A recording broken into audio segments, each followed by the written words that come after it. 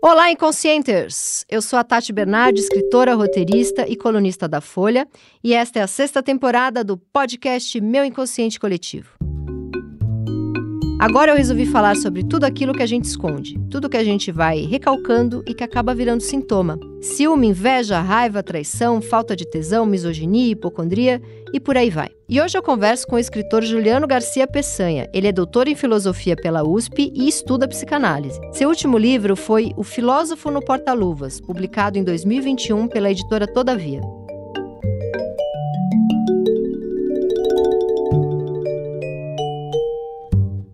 Juliano, vamos lá. Eu li o seu livro, você já tem livro posterior, esse livro não é nem tão atual assim, ele é Recusa do Não Lugar, é um livro de 2019, né? Mas eu li só agora, já tinha o livro desde 2019 que a editora Ubu me mandou. Alguns amigos já vinham falando que eu tinha que ler, mas eu li para essa nossa conversa e, assim, eu já até fiz declaração de amor ao livro no meu Instagram. Ele realmente, assim, mexeu demais comigo, caiu como uma bomba na minha vida de pessoa que se expõe o tempo inteiro. E assim, não fiz roteiro, vamos conversar fluido aqui, mas eu realmente, foi um livro meio divisor de águas, assim, na minha vida. Você fala nesse livro, eu vou falar com as minhas palavras para não ficar tentando aqui roubar a sua inteligência exuberante, que está muito bem colocada no livro, assim, que realmente é uma coisa impressionante. Mas a impressão, assim, eu tentando fazer um resumo do livro, né? Você, durante um tempo da sua vida, é muito apaixonado por filósofos mais pessimistas, filósofos de um não lugar, talvez. Fico imaginando que você se isolou, sei lá, deu aquela sumida da vida dos amigos, dos relacionamentos amorosos, da família. E uma hora você, que é filósofo, escritor e também tem uma formação em psicanálise, né? Você não clinica, mas tem a formação. Uma hora você faz esse livro maravilhoso, Recusa do Não Lugar, e a impressão que me dá é quando você descobre a obra do Peter Sloterdijk. Não sei se estou falando certo o sobrenome dele. Como que era antes e o que aconteceu quando você entrou em contato com a obra do Peter Sloterdijk? Um resumo de 50 anos de vida em 10 minutos, por favor. Não, Tati, até mais de idade já. E agradeço aí seu elogio ao livro. Eu acho que saiu em abril de 18, acho. 18, é. Tá. Faz 5 anos, né? Depois tem aquele de 21. Que eu acabei de ganhar aqui, que é o Filósofo no Porta-Luvas. Que em certo sentido é uma sequência ainda. Uhum. Mais ficcionalizado, né? Mas era um pouco isso que você falou. Eu acho que essa origem, assim, no abandono, né? No desamparo, aí é como se eu fui vivendo e fui buscando, né? Como interlocução e ressonância, esses filósofos Nietzsche. que falavam do desamparo, né? O não lugar, falavam disso como algo bacana, né? Uhum. Como se fosse uma vantagem você ser um ser de exceção para quem muita coisa deu errado, né? Então eu estava um pouco nessa viagem, né? Nessa praia aí. Aí encontrei... Quanto tempo da vida? Aí eu acho que desde o momento que eu me senti um menino louco, para me sentir um menino mais filosófico e poético através desses autores aí, né? Kafka... Mas aí que tá, eles deram um lugar pra você, até você descobrir que esse lugar que eles te deram era um não lugar, foi... Porque essa é a sensação que eu tive lendo o seu livro, né? Porque, assim, tem um momento lindo do seu livro, que até é uma teoria do Peter Sloterdijk, que a gente precisa do duo, para poder ter vida interna, a gente precisa ter uma ressonância, precisa ter uma interlocução com alguém que pensa e sente como a gente. E aí é o momento em que a gente pode ter vida interna, porque a gente não é mais o menino oco, que você fala tanto no livro. Mas você tinha essa interlocução com os filósofos pessimistas, e eles não fizeram esse duo? Isso ficou um pouco confuso para mim. Eu acho que fazia um mínimo, né, desse corpo aí. Só que como isso já era um monopólio acadêmico e tal, e eu teria que ter uma cidadania acadêmica, para mim aquilo era muito íntimo, né, como se fosse esse dueto aí. Então eu ficava também numa deriva, né, porque não tinha uma inserção profissional a partir desses autores, sabe? Entendi. Você tem que ser um especialista hoje em alguma coisa, né? E aí você disputa um espaço na academia e tal. Mas eu, de algum modo, vivia esse não lugar como como eu falo, uma espécie de distinção aristocrática, sabe? Inverti o sinal, né? Você se achava melhor que todo mundo um pouco. É como se o mundo tivesse em estado de putrefação. Os animais estão ali, amigos e se divertindo, e eu que sou especial, tô isolado. Era um pouco, tinha uma arrogância na solidão. Uma arrogância nietzschiana, né? Desse tipo, quase maniqueísta. O além-homem e o homem normal, Você banal, tinha pavor né? de ser comum?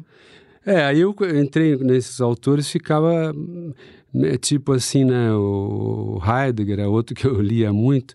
Como eu me sentia essa subjetividade esvaziada, né? Então eu me sentia o poeta, né? Sabe?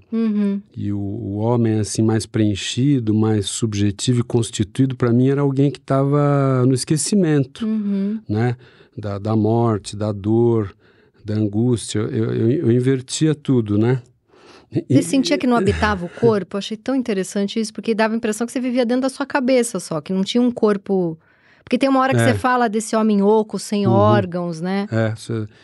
Eu acho que eu fui ganhando corpo só posteriormente, já bem mais velho, né? Eu acho que esse desamparo aí, que embora tivesse com a pílula dourada, né? É uma situação muito ruim.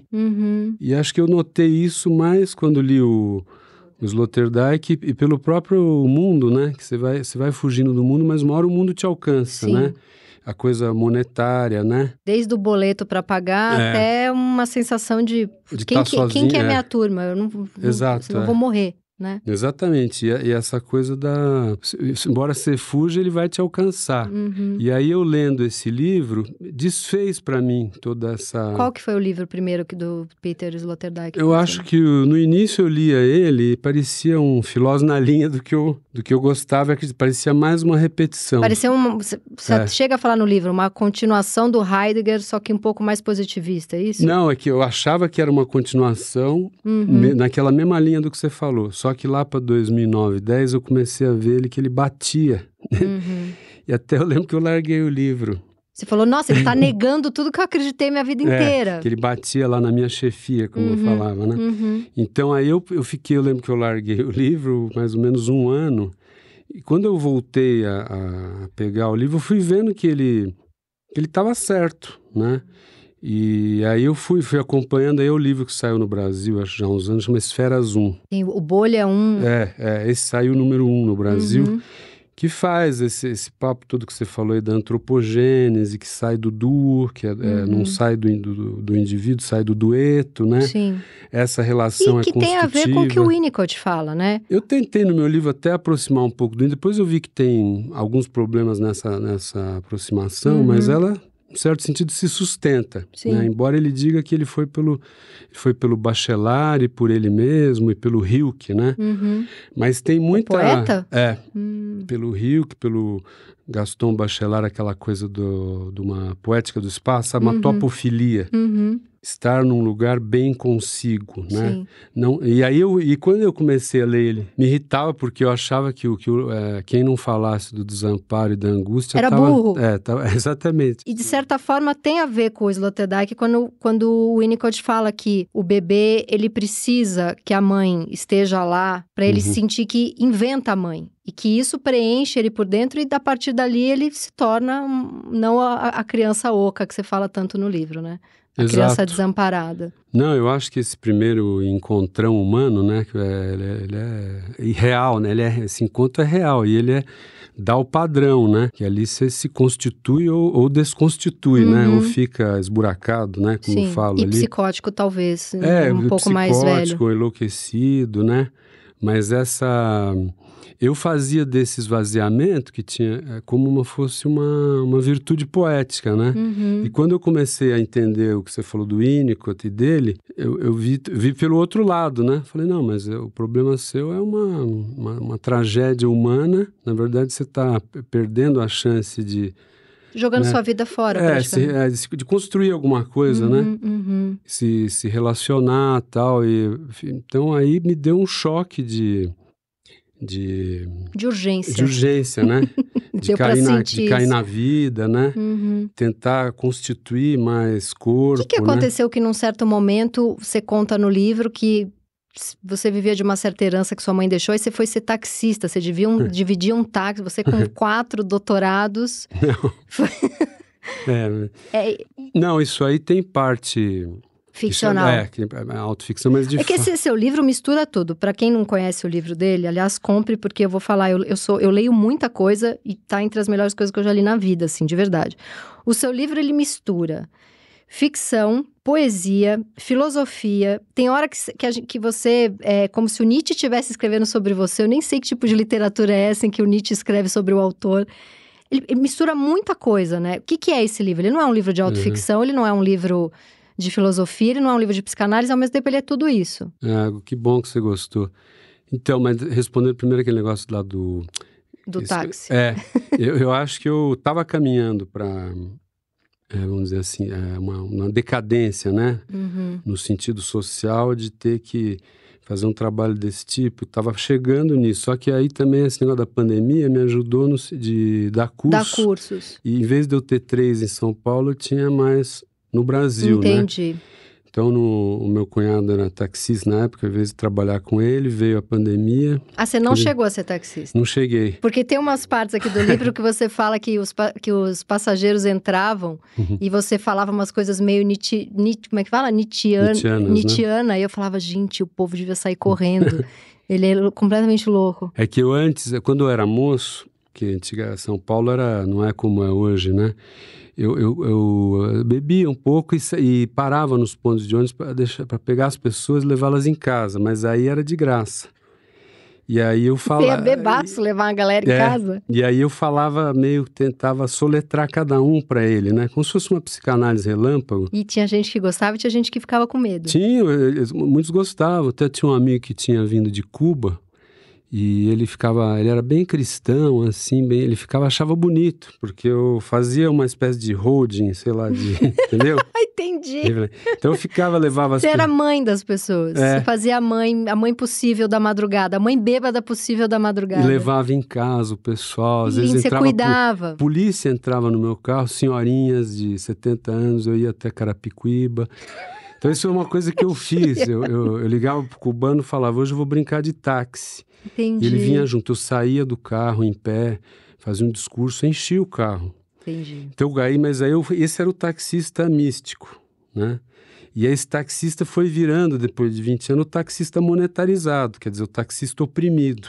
Mas aí... Então, minha vida seria essa inversão. Mas inventado ficção ou você chegou a fazer o táxi? Então, esse taxista místico Esse existiu. Aconteceu, e o taxista monetarizado foi quase, Foi né? quase, é personagem. É personagem, mas a opressão de estar nessa linha me pegou, entendeu?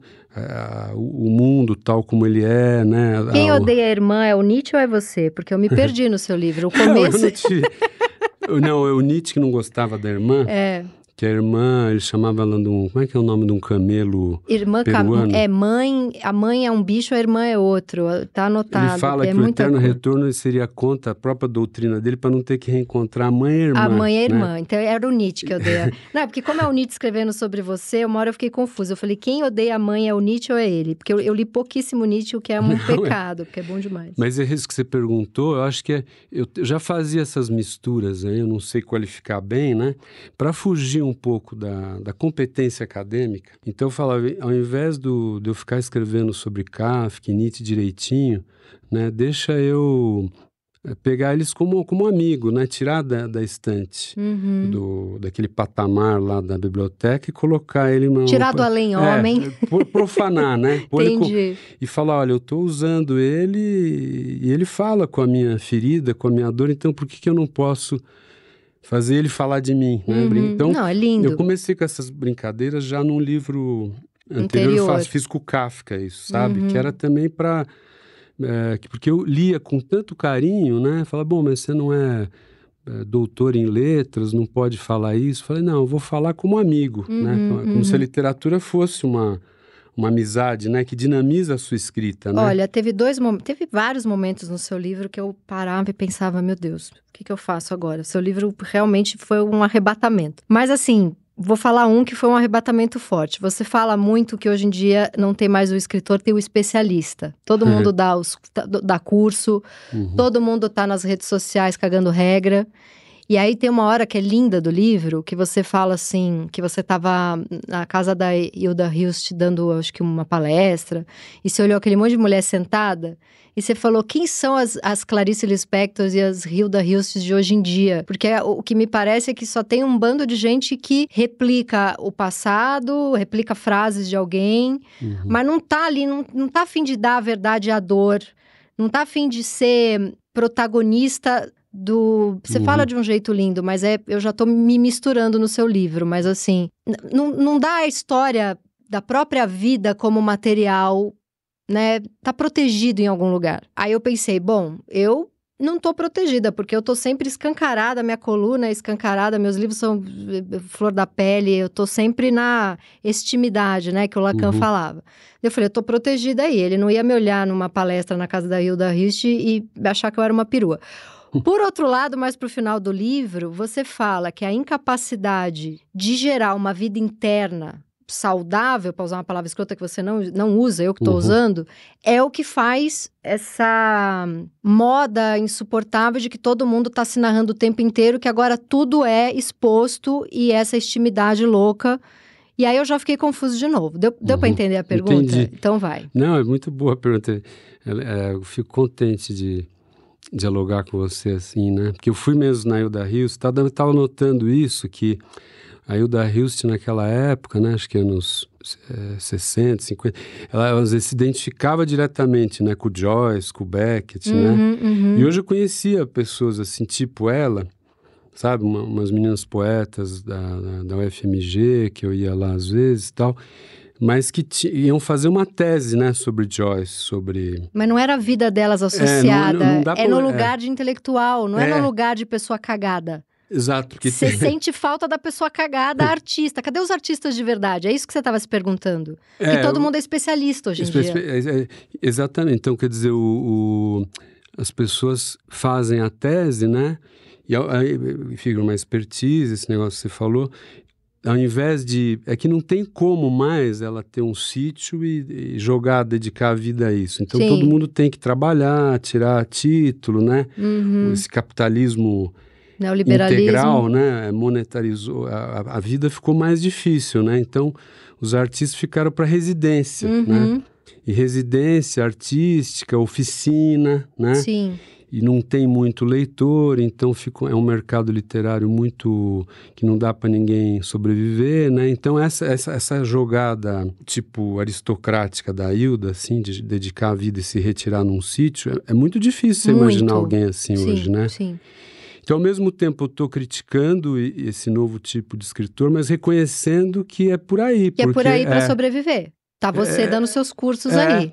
Sabe, você tentou ser um escritor maldito e não estava pagando as contas. Tentei, aí tirei doutorado com mais de 50, sabe? Eu achava que a minha palavra ia dar, mas eu vi que não dava nada. Então, tinha que tirar título, ganhar competência, né? Então, tem, ao mesmo tempo, como você falou, uma crítica, mas um reconhecimento de que se transformou. E esse próprio lugar aí, desse excluído, que está meio, né, meio... Não existe mais esse fora, sabe, assim, esse fora do capital não tem, né? Sim. Louco.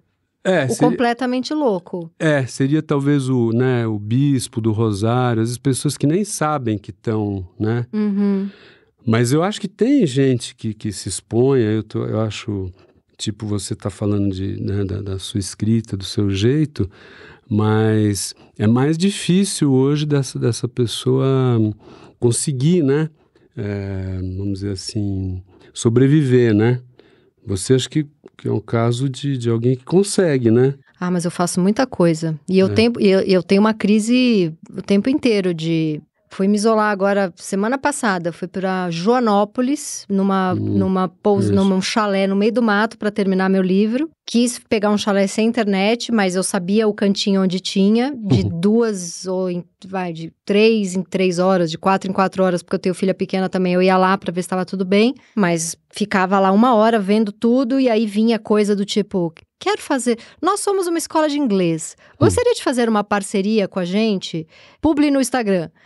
Aí eu pensava, eu preciso de dinheiro, né? Então eu saía do meu maravilhoso chalé no meio do mato para escrever a grande obra, né? Que a gente sempre acha que vai escrever a grande obra. E ficava lá num cantinho apertado, o único cantinho do mato que eu tava, que pegava a internet, fechando o valor de publi de uma escola de inglês. Aí voltava pro chalé e ficava, eu sou uma vendida. Não é isso, é porque assim, o escritor da fome também é um pentelho. Eu concordo totalmente com você, né? Que a gente tá aí nesse mundo, né? Como é que chama isso aí? Hipermoderno, a gente precisa dessas... Como fala o Sloterdijk, aí essas imunidades modernas, Nossa, né? A teoria dele das imunidades, juro, eu vou... Você tem curso do Peter Sloterdijk? Porque a hora que você montar grupo de estudo dele, eu quero entrar. Porque isso que ele fala das imunidades, eu nem sei se eu entendi, mas eu me emocionei. Explica um pouco, porque é tão... Porque a nossa imunidade é um pouco pela a mãe que dá a primeira imunidade, né? Tem uma parte, acho que isso é o Winnicott, é você e é o Sloterdijk também, que fala desse leite que a criança pode tomar e é preenchida de humanidade, de sensações, de órgãos, e não o leite que a criança vomita porque já vem envenenado, porque a relação com a mãe já é cagada. E essa é a pessoa que adulta fica vazia por dentro e aí sim precisa participar de forma desenfreada desse capitalismo, porque por dentro não tem nada. Mas aquela mãe que conseguiu ser, de certa forma, canibalizada, essa parte do canibalizado, isso é o Winnicott também, ele também fala isso. Isso é lindo, explico, isso é foda, né? Bonito, isso é muito bonito. Eu acho que esse lance que você gostou da imunidade é um pouco pensar na contrapartida da coisa mais lacaniana do desamparo, né? Pensar nas construções imunitárias, nos amparos, né? E como é que também, em termos históricos, civilizacionais, se construíram essas imunidades, né?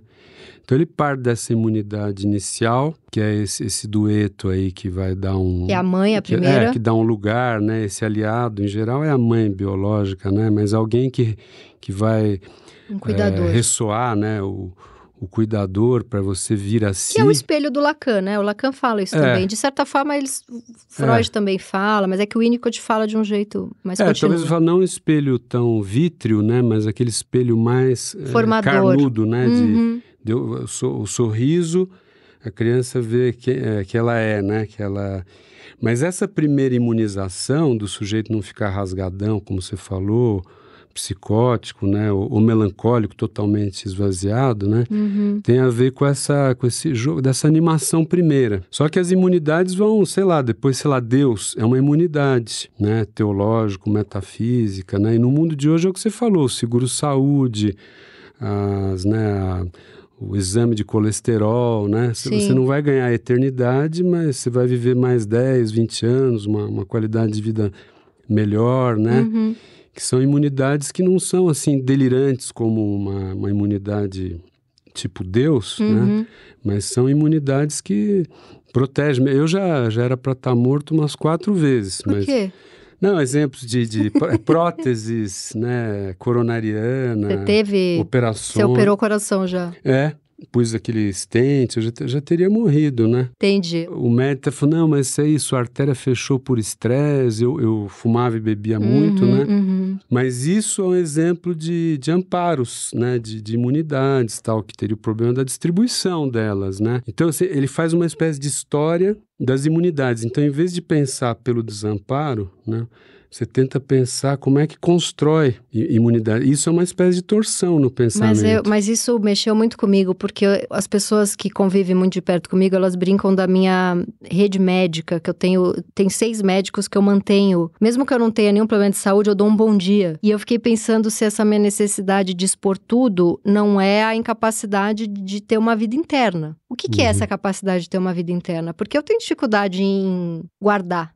Eu não guardo nada, qualquer história boa, ela vira crônica no dia seguinte. Tudo que eu vivo precisa ser narrado, de certa forma, eu não consigo guardar. Não sei, Eu fiquei pensando nessa necessidade. Eu acho que tem um anseio, eu não sei, às vezes me perguntam por que me expus tanto nesses livros. Por que a gente se expõe tanto? Acho que eu tinha um anseio assim de ser encontrado. Isso. Puxa, eu vou passar aqui pela terra, aqui, né? Ninguém me viu. Eu tinha essa sensação, né? Então tinha aquela... Até um livro, acho que vai ser republicado agora, a editora Nós, que eu escrevi em 2000, uma heterotanatografia, que é uma espécie de autobiografia. Agora você tem que explicar essa palavra aí. Em vez de ser autobiografia, é uma escrita do morto, quer dizer, um menino morto, que não foi visto. Tanatografia.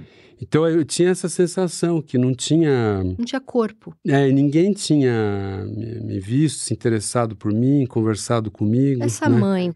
Minha mãe, tadinha. Ela se suicidou já faz uns anos. Acho que ela tinha as questões dela, né? Entendi. E o pai estava já ausente, então acho que ficou uma relação assim muito... Como fosse... Acho que ela não relacionava direto mesmo comigo, era como se fosse um pedacinho Mas dela. Ela era um pouco psicótica? Acho que era sempre tentava suicídio, era muito melancólica, né? Como se eu fosse um pedaço dela, sabe? E ela, sendo especial, era um pedaço dessa mulher especial, sabe? Era esquisito, mas não tinha, assim, uma ressonância comigo. Você era o falo de uma mulher sem potência, é bem esquizo. Eu acho que eu fiquei muito tempo, assim, doidão, né? Aí tinha essa coisa de alcoolismo, internação, foi um caminho duro, sabe? Ou ela se mataria ou eu. Acho que um dos dois ia ter que se matar, sabe? E ela se matou, você tinha que idade? Ela se matou, já tinha 43. Aí que eu comecei a tentar construir um pouco umas coisas, sabe? Você saiu um pouco dessa simbiose. Porque não à toa você escreve... Eu acho que ela me liberou pra eu tentar. Não à toa você escreve um livro sobre um menino morto. Você tinha uma mãe que queria morrer. Aí você se libertou desse corpo morto, né? Tentava sempre cuidar, né? Pra ela não suicidar. Então, acho que eu fiquei muito sozinho, esse menino meio, como é que falou? E na época que eu publiquei esse livro, tinha um título de um livro do Mirizola, O Azul do Filho Morto. Era um livro que na época o pessoal leu muito, né? Então, o meu livro depois era uma história de um menino morto. E aí eu estava meio percebendo, né? Que eu não tinha, vamos dizer assim, existido, que tudo eu tinha... colado em coisa morta, que não vinha do meu gesto, né? Escrevi coisa morta porque você falava como Nietzsche, você pensava como... Por isso? Eu acho que eu já fiquei postiço, assim, nessa... Ao virar parte do corpo dela, ser parte do que ela... Né? Eu já não existia no meu gesto, né? Entendi. Já estava como um prolongamento dela, assim, né? Uma coisa meio postiça, sabe? Entendi. E aí teve um momento que, embora eu visse que tudo era estranho, né? Teve um momento que tinha que destituir tudo isso aí, Sim. né? Dar um não furioso para tudo, né? Daí foi o momento que eu escrevi essa E foi depois da morte dela? Ela estava viva ainda aí. Eu comecei a sacar essas coisas antes dela morrer. E o seu pai, que era esse grande psicanalista, vocês tinham conversa sobre isso ou... Meu pai era daqueles pioneiros da sociedade, sabe? Mas era um kleiniano assim, mais careta. E a relação com ele sempre foi difícil. Até porque eu não tenho memória de um casal, que assim, que eu teria vindo de um casal. Sabe, para mim eu caí do asteroide, né? Então eu não tinha, ele ficou ausente, ele saiu, né? Devia ter um aninho, 2, fiquei só com essa mãe. Entendi. Eles separaram quando você era muito pequeno. E eu não tinha conversa assim sobre isso com meu pai, não, sabe? Meu pai me patologizava, mas assim, na linha de falar que eu era louco e tal. Ele fazia isso? Você foi para psiquiatra muito novo? Muito novo, ele me deu diagnóstico psiquiátrico já com... Minha mãe falou uma vez, quando eu comecei a falar esses assuntos com ela, falou que já há um ano e meio, meu pai dizia que eu era louco. Com você tinha um ano e meio?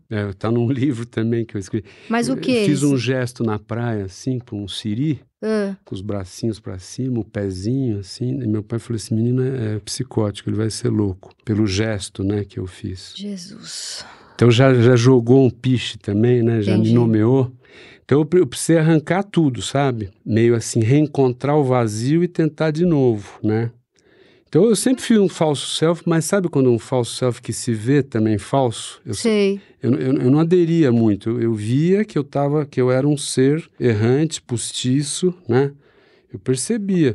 Só que eu não sabia como é que eu ia chegar a ser o mesmo um dia, né? Não sabia. Mas com tudo isso de filosofia que você estudou, como que é a sua formação? Você primeiro fez direito, né, na São Francisco, aí você saiu para fazer filosofia. Fiz direito, aí já larguei essas crises aí. Tudo eu ia largando. Mesmo a filosofia eu larguei. Você largava porque você se enchia ou porque você tinha crises? Eu acho que a hora que tinha que você entrar mesmo no mundo e ter força, acreditar que você não era né, sei lá, algum tipo de autoconfiança, eu acabava sempre fugindo porque... Sim, porque teu pai falou que era isso, que você, né, ele te deu uma legenda, você tinha 1 ano. Difícil sair disso. Quando ia para ser para valer, você voltava para a frase dele. Exatamente. Eu não conseguia, então... Fui sempre... Aí a literatura foi o que sobrou, né? Uhum. Que aí escrevia lá em casa, mas também sem achar que... E ele, em vida, não chegou a valorizar isso? Ele não leu um livro seu e falou, caralho, isso aqui é bom demais. Você não ouviu isso de pai nem de mãe? Teve uma vez que eu ganhei o concurso lá da USP, que eu acho que a minha mãe começou a pensar, será que o Juliano, então, não é tão louco assim? Ficaram uma dúvida, né? Cara, como pai e mãe pode cagar a vida de um ser humano. O seu livro, ele tá entre as 5 coisas mais brilhantes que eu já li na minha vida. Nossa, nem sei O seu pai e a sua mãe não terem te dito isso, eu espero que o mundo possa te dizer 1 milhão de vezes todos os dias. Porque realmente, assim, é um grau de... Você narra, eu queria ter trazido meu óculos mais potente, porque eu tô sofrendo aqui pra anotar as coisas, pra ler as coisas que eu anotei. Mas assim, para além de você narrar um monte de... Você misturar filosofia com autoficção, com autobiografia, com poesia. Tem umas frases, assim... Você fala, por exemplo, aí eu já não sei se é você ou Nietzsche, é a parte que você tá misturando, que você fala que foi criado para ser o moranguinho da mamãe, até que o moranguinho azedou. Isso é maravilhoso. Aqui é você e Nietzsche, né? É tudo misturado. Agora, essa coisa do self, que você fala falso self, mas você também fala self negativo. O tanto de filosofia que você leu, você não achou que ter essa angústia toda era um baita lugar no mundo? Você virou... Aí não é mais um self negativo nem um falso self.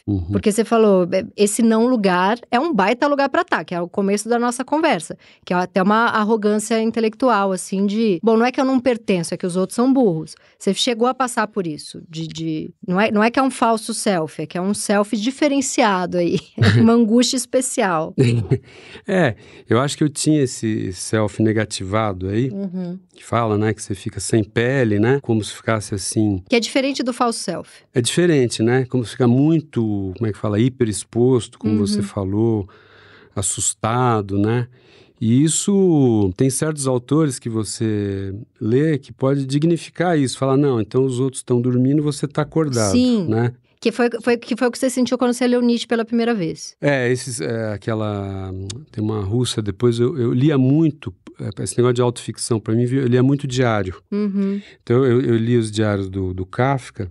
Nossa, a Carta ao Pai eu já li 9 vezes. Então, esse aí eu tô lendo agora de novo os diários do Kafka, é um negócio, e lia diários e tal. Todos esses caras queriam fazer autobiografia com 15, 16 anos, sabe? O Nietzsche queria fazer e eu também queria. Então aí eu pensei, bom, eu vou fazer essa escrita, porque esses caras estão indo por esse caminho, né? E aí já tinha para nós, disponível na cultura também a psicanálise, né?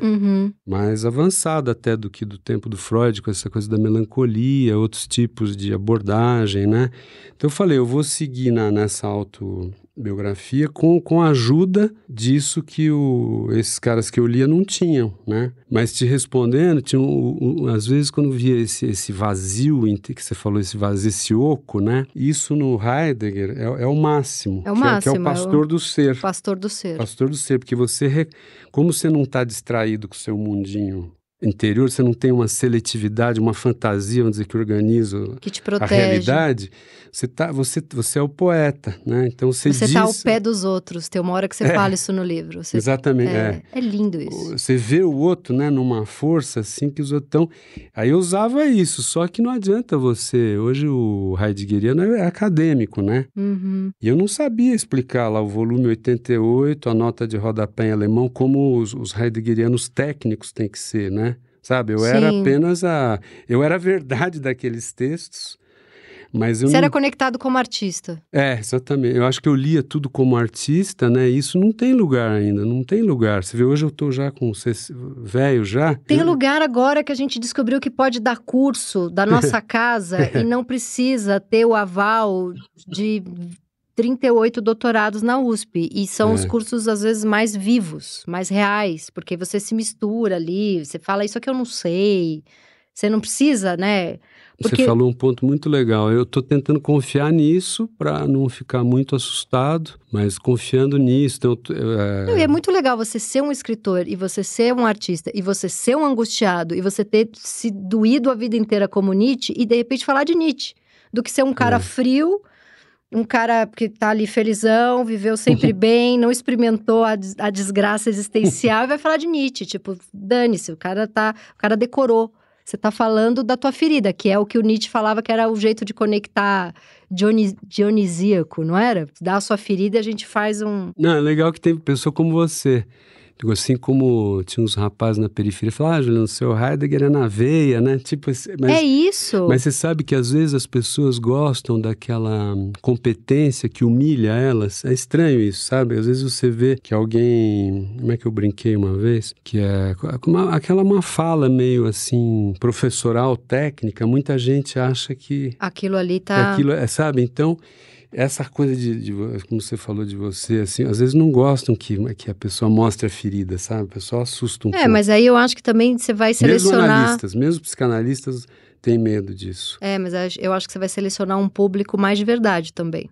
Porque eu acho que quem não quer ver a ferida do professor é porque quer uma máquina, né? Não quer alguém real ali. E aí também é uma galera que também não tá querendo entregar nada. Você vai conseguir trocar melhor com seus alunos. Você fala de um assassinato pela máquina pediátrica psiquiátrica. Você passou por isso, você foi em psiquiatra, te deram remédio, você super novinho.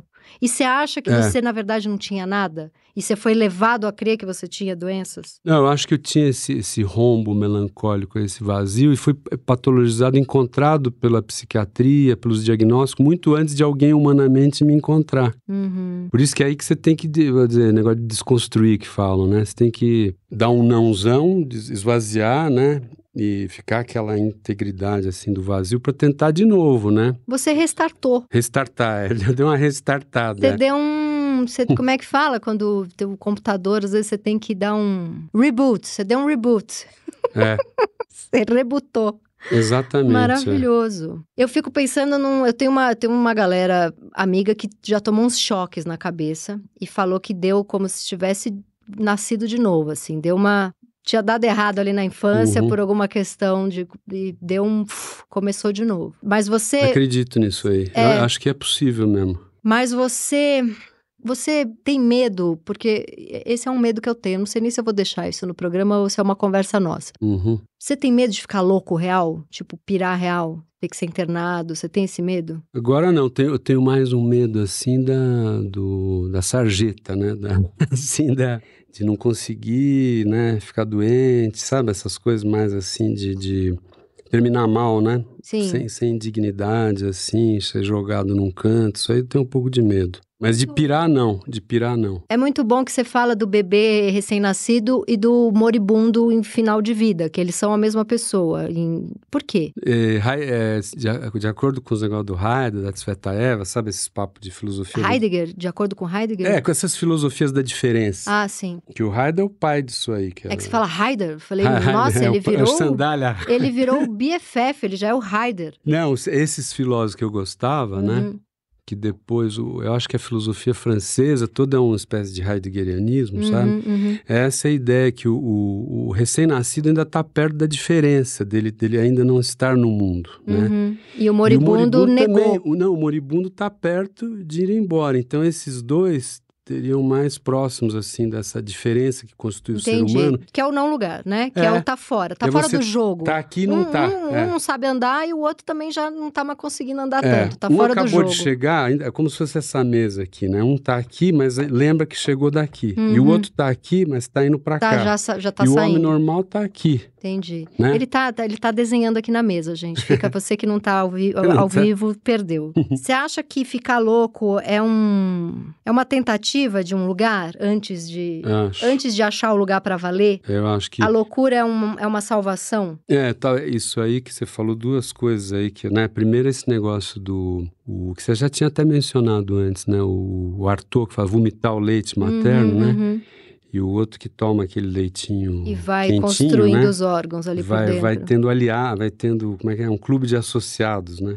Acho que o Sloterdijk fala que o bebezinho que conhece as vantagens de ter nascido, é uma discussão com aquele Cioran, que escreveu um livro Inconveniente de Ter Nascido, a vantagem de ter nascido porque ele encontra mamilos eudaimônicos, quer dizer, caramelos cheirosos, fadas bebíveis. Sim, né? lindo, é uma fantasia. Bonito, né? Que velam sobre o berço e rompem tranquilizadoramente, formando dentro, né? Formando a dimensão interior do ser humano, né? Agora, quando o cara tá vaziozão, tipo Kafka lá nos diários, é difícil ele se manter nesse lugar de lucidez. Então, em geral, cria um delírio, sabe? Do tipo, eu sou o chefe aí, né? Tal coisa, estão me perseguindo, mas você faz uma cena, né? Sim. Difícil ficar assim só nessa... O louco tá né? O louco tá protegendo talvez um suicídio, uma coisa, uma depressão profunda sem voltas. E esses autores que eu falei para você, né, tipo Kafka, Tsvetaeva, assim, parece que eles conseguem manter, assim, com essa batata quente da angústia, né, 24 horas, sem fechar aquilo e inventar uma narrativa dessa enlouquecida, sabe? Ele se mantém naquela angústia. O Kafka, ele enlouqueceu de forma tão genial que ele previu o nazismo, né? Ele previu, é uma coisa muito, muito brilhante. Né? Tô relendo agora, tem os diários, tem um autor também, eu pego os comentários, chamado Gunther Anders, um livro Kafka Pró e Contra. Ele fala isso, né, que o Kafka era um autor realista, né? Que de algum realista modo, de futurista, ele era um realista futurista. 20, 30 anos, coisa que ia ser normal, aquele universo totalitário. Né? Que tá todo mundo... o totalitarismo, sim. Ele sacou tudo isso, né? Lendo seu livro, eu pensei muito naquela teoria da parasitação do Freud, sabe essa teoria? Não conheço muito. Não, você conhece porque você até falou aqui no livro, que é a mãe... Porque assim, a mãe sabe que o bebê, quando ele acaba de nascer, o mundo externo é muito assustador, ele pode romper o aparelho psíquico ali, se ele acabou de nascer e a mãe leva ele para sei lá, para um show de música eletrônica, né? Um barulho muito alto, uma imagem muito forte, um cheiro muito forte, uma luz muito intensa. Então, a mãe sabe que o recém-nascido não pode ser exposto e que o mundo tem que entrar aos poucos dentro dele para que ele não fique louco. Sim. Porque é um cérebro em formação, é uma criança que até 3 dias atrás estava dentro da barriga da mãe, e de repente ele está no mundo. Então, esse mundo tem que ser apresentado aos poucos. Sim. E aí eu fico pensando que a loucura, ela é, de certa forma, essa parasitação, assim, né? Ela é quase um objeto transicional já que não foi possível te apresentar o mundo aos poucos, você vai criar um mundo paralelo, que ele vai ser quase um objeto transicional, para que, de certa forma, você esteja no mundo vivo, para que você não inexista, não sei. Não, eu concordo, acho que até foi daí que eu fui filosoficamente aí do Heidegger para o Sloterdijk, foi isso também. Que o Heidegger fala, o ser no mundo, né? E o Sloterdijk é tipo esse negócio do Winnicott, de uma bolha, outra bolha maior, você vem de um colo para um berço, de um quarto para um... Você não tá de cara no mundão público, né? Você primeiro tá num berço, num colo... Ele faz você vai para um quartinho maior. Esse percurso ele é progressivo e quando você passa de uma sustentação para outra, vamos dizer, de uma bolha do abraço... Você sustenta, porque você sente que o teu corpinho vai aguentando. E se você vai para uma maior, mas não aparece a sustentação, você pode rasgar, psicotizar, né? Então vamos dizer assim, tem um caminhozinho, né? Isso aí para mim foi muito importante quando eu descobri essa obra do Sloterdijk. A esferologia é isso, sabe? Você não é que você já nasce na Avenida Paulista pegando um ônibus, né? Então, primeiro você tá, né? Não é o ser no mundo. O primeiro mundo é a mãe, né? Aí tem que ter uma conexão para ir para o mundo, senão você nem chega no mundo, né? Que é o cara do fora aí que a gente falou, né? Tipo Kafka, assim. Fica naquele umbral lá, né? Fracassa, né? Então, eu concordo mesmo com você. Aquele papo da apresentação homeopática do mundo, né? Tem no Winnicott. Para mim, essa coisa do... Você vai amadurecendo num lugar, daí migra para um maior, eu né? fico pensando no louco, às vezes, isso com a minha ignorância, né? Porque quando eu li a parasitação em algum texto de psicanálise, ela estava falando da hipocondria. Porque, assim, muitas vezes a gente tem uma gastrite, a gente tem uma crise de pânico, a gente tem um refluxo, a gente tem, às vezes, até, sei lá, uma doença mais séria, que é o corpo te protegendo de não acontecer a coisa mais séria, que seria romper o aparelho psíquico. Ou seja, a coisa mais séria seria enlouquecer, você perder a razão. Então, a parasitação, na verdade, ela... São os órgãos ali, deixa dar uma gastrite para não dar para não ficar esquizo, sabe? Mas eu fico pensando muito no louco, como naquele filme A Vida é Bela, que assim, aquela criança não tava... O pai protege aquela criança de entender que os judeus vão morrer ali, que existe uma coisa chamada nazismo. Na falta daquele pai, eu acho que muitas vezes a gente fica louco para fazer com a gente o que aquele pai faz com aquela criança. A gente inventa uma outra narrativa para poder suportar estar vivo. Quando eu vi esse filme, eu pensei muito que se não fosse aquele pai, talvez aquela criança tivesse inventado toda aquela narrativa para poder suportar ficar ali. Então, interessante. E aí você fala também selecionei aqui que eu achei lindo, a analítica da solidão versus a analítica do estar acompanhado. E que esse estar acompanhado, eu li assim, né? Esse preenchimento primeiro da mãe, que faz você ser forte para aguentar a vida, mas também em vida adulta, é a gente formar a nossa turminha, não é? Você não sente que a sua base hoje é que você encontrou uns 10 loucos que nem você? Eu sinto isso. Eu tenho um grupo de WhatsApp que são minhas 7 melhores amigas.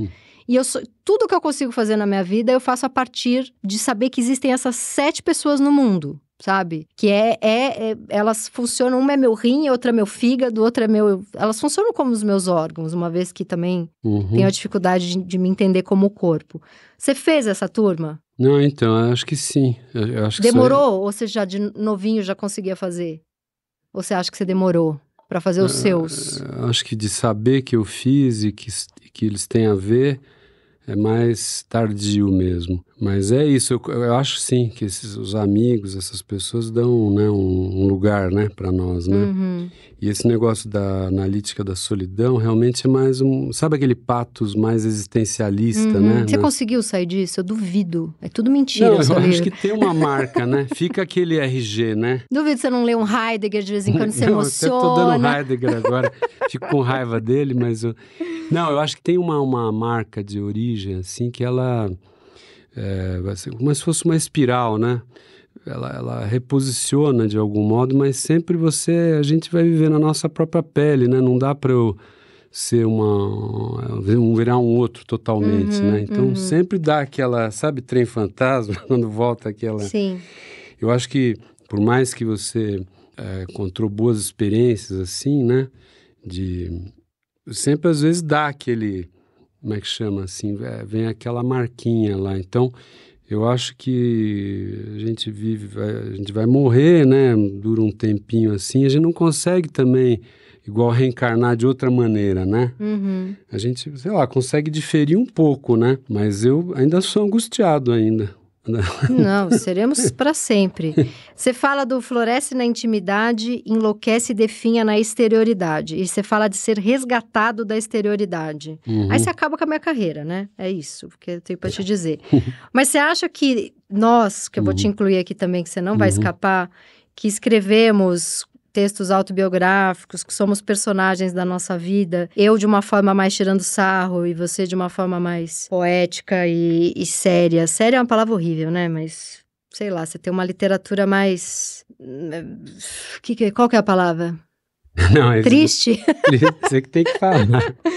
Não, eu sou mais do humor, né? Você não ri muito da tua vontadezinha de falecer, né? Você tá ali mais associado a uma literatura mais pungente. Eu vou pra coisa do humor, apesar de que eu acho que o humor pode ser bem pungente também. Mas você acha que a gente precisa ser resgatado da exterioridade? Não, eu acho que resgatar essa eu chamo de poéticas da exterioridade, esse negócio do desamparado. Que é aquela história que a gente falou lá, Kafka, Bataille e tal. Então, ser resgatado da exterioridade é fazer esse lugar mínimo aí. Um lugar mínimo interno. ou esses amigos. Não é ser resgatado da exterioridade como um escritor de textos que te expõe o tempo inteiro. Não é disso que você está falando. Não. Falei mais assim, de você pegar um menininho desamparado, né? E encontrar ele, né? Brincar com ele, falar que você viu ele... E ele poder, né, se apropriar de aspectos dele que ele nem sabia, O que é uma pessoa que vive? Porque eu entendi errado. Eu tomei pra mim como uma crítica aqui. Já achei que era... Não era crítica a você. Não, aquela que acha que o livro foi pra ela. Eu peguei como crítica, sim, essa literatura da exterioridade que o tempo inteiro tem que se contar. Eu achei que era isso, que a gente precisa ser resgatado disso. Porque se a gente tiver uma vida interna, a gente não vai precisar se contar. Porque eu acho que eu me conto pra sentir que eu existo. E se eu acho que eu me conto pra sentir que eu existo, é porque eu acho que eu não existo. Então, eu sou cagadinha. A vida interna teve alguma deficiência em algum aspecto da minha evolução enquanto ser humano. Entendi. Apesar de eu ter sido bastante vista e amada, mas eu acho que eu fui vista e amada como um apêndice de neuroses e não como um ser outro, mas aí, enfim. Mas aí entendi. Então, assim, estamos aqui junto mas não é resgatar disso, impedir. Você deve escrever do jeito que você escreve, não é isso. Falar de resgatar da exterioridade é o cara que está na rua, né? Dá uma casa para ele, né?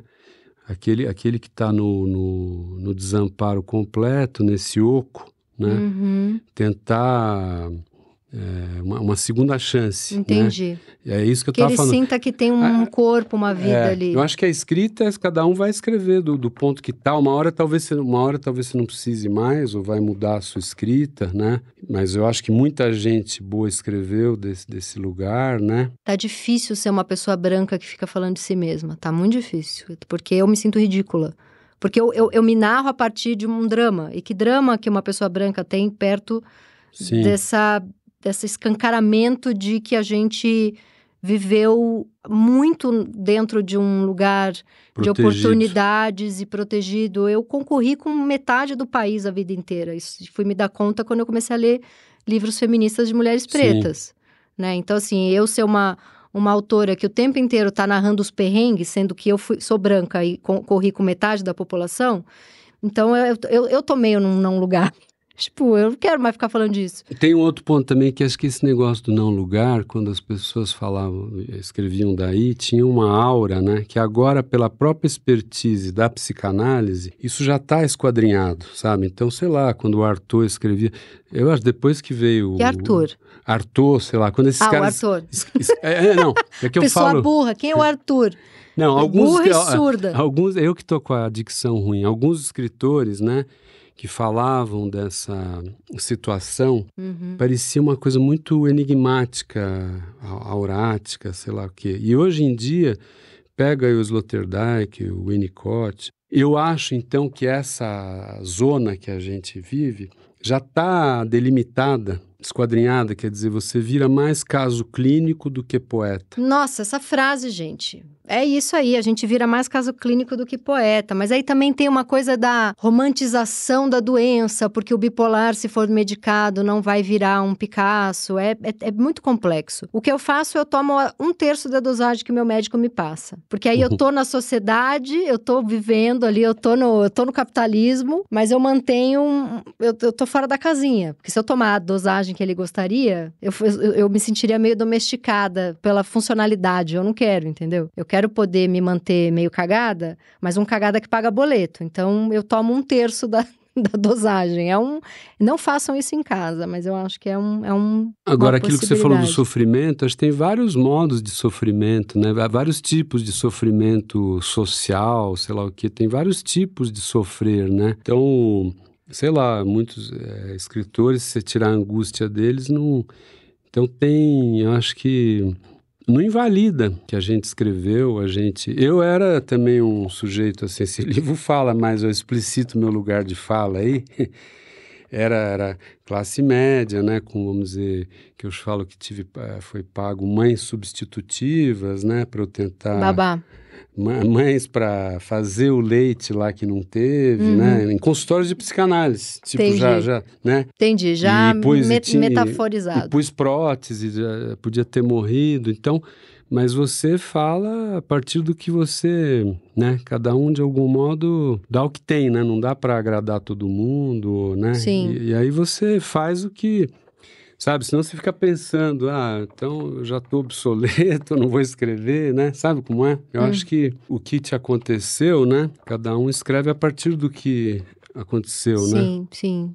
Mas eu acho que também tem uma evolução, né? Acho que a gente mais novo tem um desespero em se auto-narrar, e aí depois talvez você vá criando um cinismo pra isso. Eu sou muito cobrada, assim, por editores, por pessoas mais velhas que me leem e são pessoas, sei lá, críticos de livro. Cara, quando é que você vai sair dessa coisa de se narrar e ir pra um personagem, né? Porque, sei lá, Philip Roth, a gente sabia que muitas daquelas histórias era dele, mas ele vai pra um personagem. Aí, quando eu tento ir pro personagem, eu penso, isso aqui não tá de verdade, não. Preciso escrever na primeira pessoa, senão eu não sai. É o jeito que eu acho que eu tenho mais tesão em me narrar do que em ser escritora. Sei. Tipo, eu amo mais minha filha do que ser mãe. Sei. Eu não sei o que eu tô dizendo, tá? Não, mas eu acho bem interessante você estar falando. Você sabe que até eu tentei fazer um romance, sair, mas eu acho que para mim agora tá esgotando, assim, um pouco essa... Sabe, eu tô cansando já de mim, né? Nesse sentido de uma escrita que tinha esse trauma, esse negócio.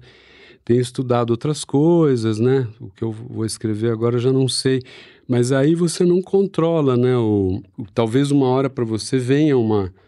Eu fui mais pro romance ali nesse último, né? Então eu acho que pode ser que uma hora você não precise mais, não precise mais né? tanto.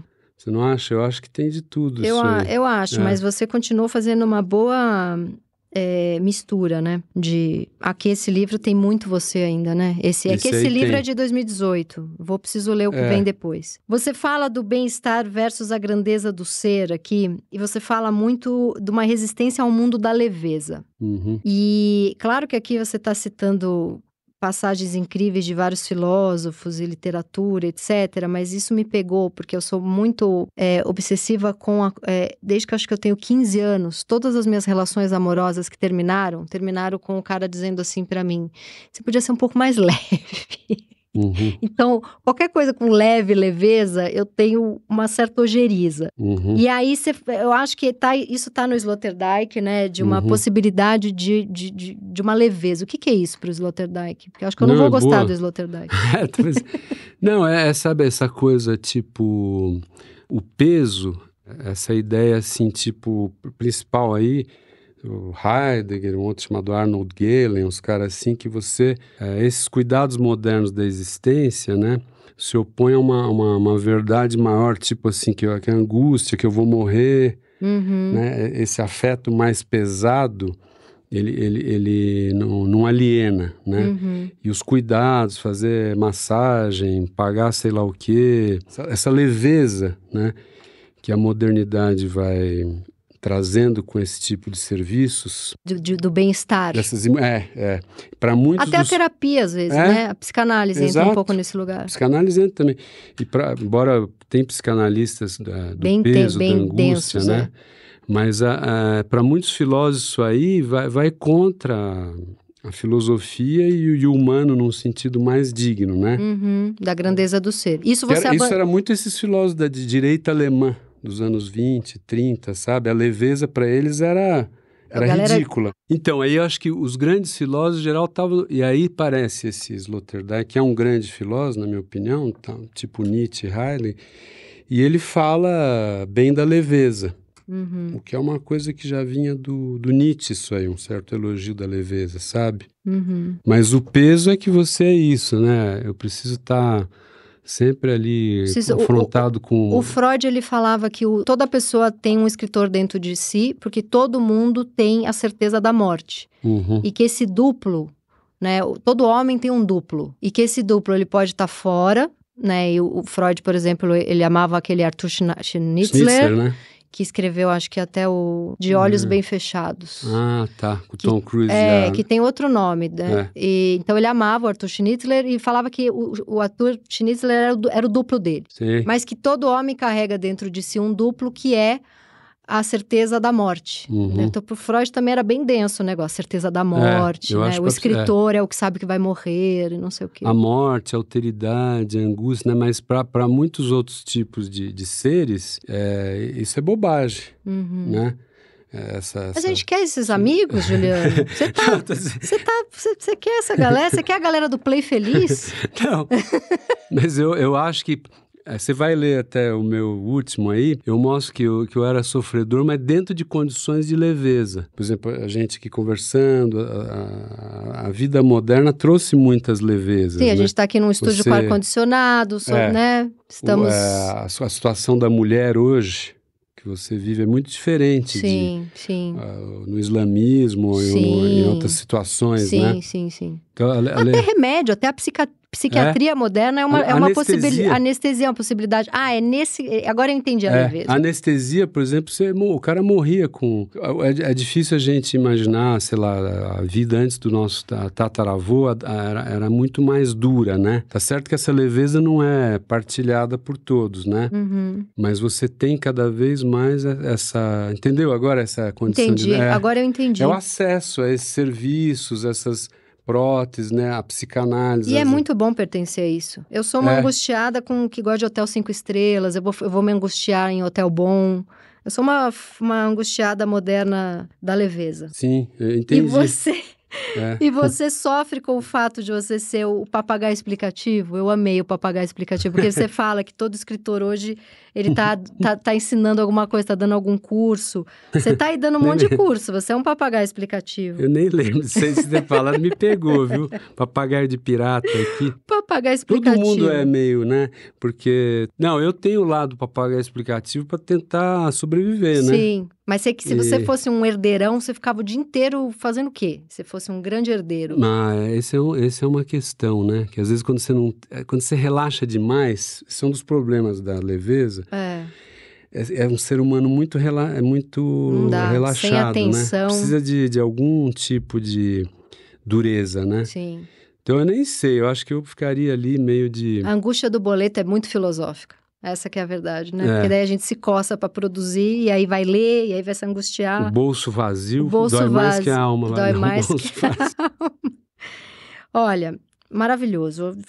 Você vai ter que voltar aqui 80 vezes. Eu queria terminar só falando de novo, né? Para a parte mais bonita disso tudo aqui, que é a coisa do aliado hospitaleiro, né? Do leite da mãe, dos órgãos que vão sendo formados, desse primeiro dueto que você faz com alguém e tal. E eu fiquei muito presa na coisa da mãe que se permite ser canibalizada. Então eu queria encerrar. O que é essa mãe? Assim, a criança, por exemplo, a minha filha, ela queria mamar de hora em hora, e era uma coisa, assim, às vezes ela mordia, tô dando um exemplo bem físico, né, da mãe canibalizada. E eu me coloquei muito num lugar de, às vezes minha filha ainda tem 5 anos, e instintivamente, eu não uso nada que eu li em livro, nada que me ensinaram, mas eu me coloco muito num lugar, assim, eu tô aqui para o que você quiser, às vezes até meio panaca na mão dela. E eu fico achando que isso é bom pra ela. E um monte de gente já falou pra mim que eu tenho que ser mais firme. Mas eu acho que, até porque ela me vê trabalhando muito, eu poder também ter esse lugar de mãe meio panaca na mão dela. Sim. É importante pra ela, porque senão eu sou inalcançável pra ela, entendeu? Não, muito legal o que você tá falando. Eu acho que essa canibalização, né? Como uma orgia mesmo de pegar pra si as coisas, né? Porque minha mãe, por exemplo, tinha um corpo muito estético, e ela achava que eu ia atacar o peito dela, né? Estragar, ia cair. Como se eu fosse voraz, ela falava que era horrível aquilo. Como se eu fosse né? E a gente é um bicho. E a gente é, de fato. A gente é. E aí, pra mim, é como se eu quisesse, né? Morder, pegar, pôr pra dentro, né? Encontrar um corpo hospitaleiro, onde permite essa orgia, né? Mas o problema é que eu levei isso pra vida. Eu faço isso com as pessoas. Não me interessa uma amizade que eu não canibalize um pouco a pessoa e não seja canibalizada um pouco por ela. Eu tenho uma dificuldade da frieza das relações. Eu entro, eu sofro. Se eu brigo com uma amiga, eu faço úlceras. Eu sonho com a amiga, eu tenho tesão na amiga. É tudo, sabe? Porque senão eu vou ficar lendo. Ou é pra ser essa suruba? Eu era muito com você. Sabe que às vezes eu pegava táxi, entrava numa relação tão forte, os caras nunca me cobravam o táxi. Falo muito de táxi, né? Mas então também, eu acho que você tem que se deixar canibalizar e morder os outros também, né? Roubar. Sim. Eu falo que aí eu canibalizei esse filósofo aí. Você morder, né? Canibalizou o amigo Sloterdijk. A obra dele, assim, eu canibalizei, é uma obra imensa, assim, sabe? Um cara lá, tipo gênio, né? Então, eu acho que tudo a gente vai canibalizando, né? Eu acho. Eu sempre entendi as relações assim, então eu também deixo minha filha, eu não sou aquela mãe. Outro dia ela estava muito brava comigo, me deu um beliscão. Eu tenho que pôr de castigo, isso é gravíssimo. Eu falei, ela tava me odiando porque eu trabalhei a tarde inteira. Eu falei, ela me deu um beliscão, ela tem que poder dar um beliscão na mãe. Claro que eu falei, não pode bater em ninguém. Mas eu não acho tão grave que a minha filha possa tocar meu corpo, apertar, sabe? Lógico, eu acho também. Enfim. Eu canibalizei Recusa do Não Lugar. Já virou top 5 livros da vida. Juliano, muito obrigada. Acabou. Eu que agradeço, adorei falar com você. Muito bom, tem que voltar. Obrigada. Esse foi o Meu Inconsciente Coletivo, o podcast para onde a sua neurose sempre vai querer voltar. Eu sou a Tati Bernardi e a edição de som é da Zamundo Studio. Os episódios do Meu Inconsciente Coletivo são publicados toda sexta-feira nos principais agregadores de podcast. Escute seu inconsciente e siga a gente para não perder nenhum programa. E aproveita e dá 5 estrelinhas também. O ego agradece. Até semana que vem.